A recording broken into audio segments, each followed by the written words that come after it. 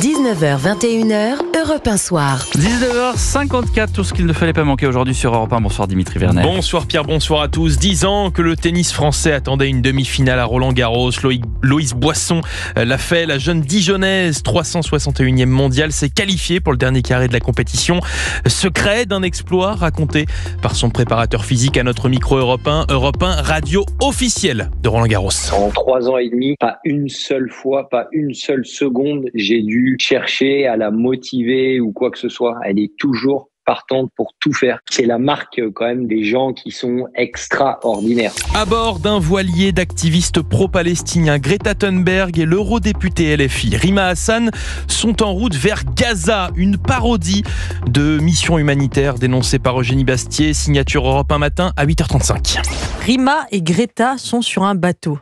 Ça pourrait être le début d'une blague, mais ça n'est pas drôle, c'est la réalité. Sur les réseaux sociaux, on voit les activistes bronzer et se baigner dans une eau transparente, à quelques encablures de personnes qui souffrent véritablement. Je trouve qu'il y a quelque chose d'indécent. Mais cette mise en scène narcissique, cette croisière médiatique où la cause humanitaire sert de décor aux égos d'influenceurs Instagram, ne changera rien au sort des Palestiniens.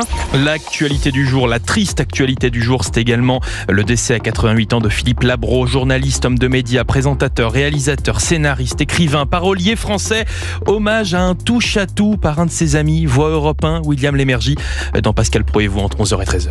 Il était pluridisciplinaire et c'était un homme, un magicien des mots. Parce que quand il écrivait une chanson, il n'utilisait pas les mêmes mots que quand il faisait un reportage sur l'assassinat de Kennedy, ni même quand il faisait un livre comme l'étudiant étranger. Enfin, on a appris aussi aujourd'hui la disparition à 88 ans de la chanteuse Nicole Croisille. Pascal Pro lui a accordé son édito à 9h dans l'heure des pros. Nicole Croisille est morte ce matin. Les titres de ses chansons appellent les larmes et les mouchoirs. Il n'y a pas d'amour heureux, alors téléphone-moi en 1976.